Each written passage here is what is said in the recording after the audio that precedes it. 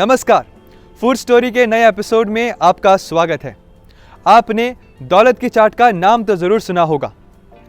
ये उत्तरी भारत की एक बेहद खास किस्म की मिठाई है। खास तौर पर दिल्ली, लखनऊ, कानपुर और वाराणसी में लोग इसे खूब पसंद करते हैं।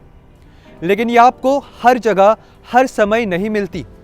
ये सिर्फ अक्टूबर में दशहरे के बाद बनना शुरू होती है और होली तक बनने वाली इस मिठाई को आप चांदनी चौक जैसी जगहों पर जाकर खा सकते हैं।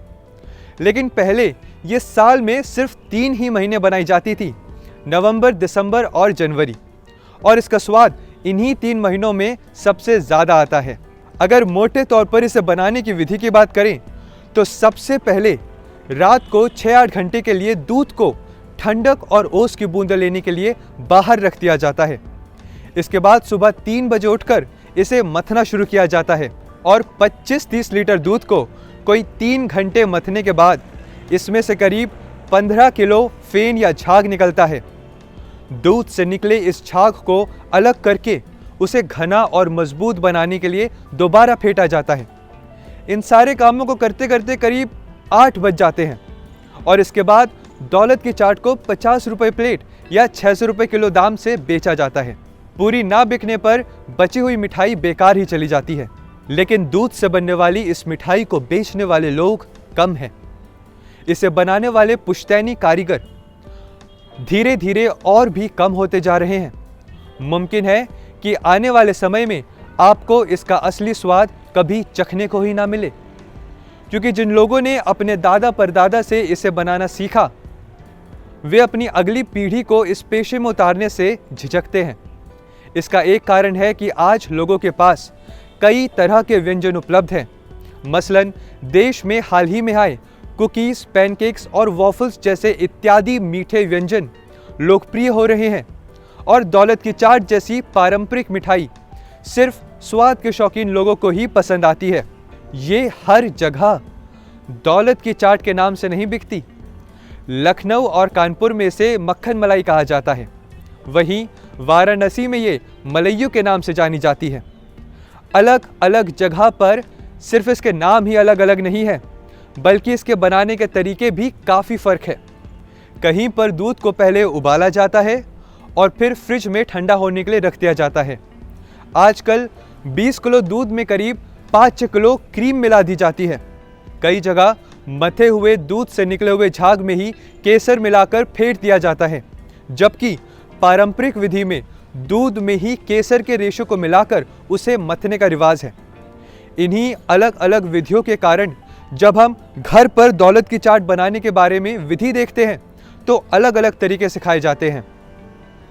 अगर आपने पारंपरिक तरीके से बनी हुई दौलत की चाट एक बार भी नहीं चखी है तो आप अलग अलग विधियों से बनाई हुई दौलत की चाट की तुलना नहीं कर पाएंगे। कुछ रेस्टोरेंट में 12 महीने तक मिलने वाली इस मिठाई का असली स्वाद आने वाले समय में ढूंढने में ही मिलेगा, क्योंकि अनुभव और कला से बनाई जाने वाली इस मिठाई से जुड़े लोग कम हो रहे हैं। लगभग ऐसी ही विधि का इस्तेमाल करते हुए एक पारसी व्यंजन बनाया जाता है जिसका नाम है दूध ना पफ। लेकिन इस पारसी मिठाई को खाया नहीं बल्कि पिया जाता है।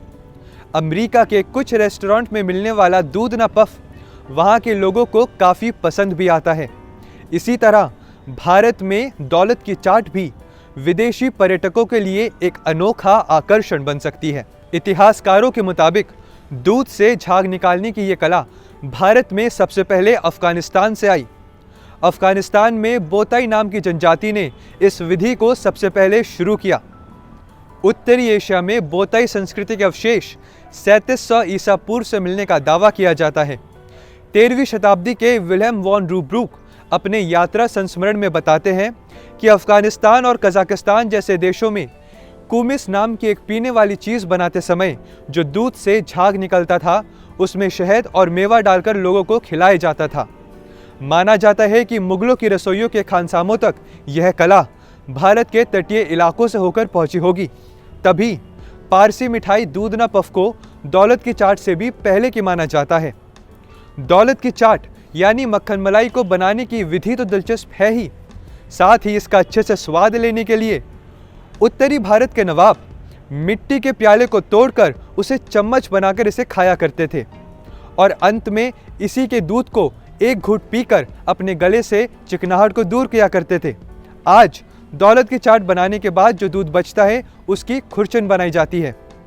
एक सवाल उठता है कि एक मिठाई होने के बाद भी दिल्ली में इसे दौलत की चाट क्यों कहते हैं? इसका एक कारण है कि चाट जैसे भल्ला पापड़ी या भेलपुरी में एक कुरकुरापन होता है, इसी तरह मेवे के डलने के बाद इसमें भी एक कुरकुरापन आता है। कई जगह पर मूंगफली की पट्टी को तोड़कर इसके ऊपर डाला जाता है। ऐसे ही जिस तरह से किसी को कितनी भी दौलत मिल जाए वो संतुष्ट नहीं होता, इसी तरह आप इसे कितना भी खा लें आपका मन नहीं भरेगा। इसके नाम को लेकर एक अटकल ये भी लगाई जाती है क्योंकि ये बेहद मेहनत और दूध, मेवे और महंगे केसर से बनता है तो इसकी कीमत ज़्यादा ही रही होगी और सिर्फ राजा महाराजा और अमीर लोग ही इसका सेवन कर पाते थे। इसीलिए अगर इसे दौलतमंदों का व्यंजन कहें तो गलत नहीं होगा। उम्मीद है न्यूज़ फ्रंट के फूड स्टोरी में आपको दौलत की चाट के बारे में नई और रोचक जानकारियां मिली होंगी। हम दोबारा लौटेंगे एक नई फूड स्टोरी के साथ। धन्यवाद।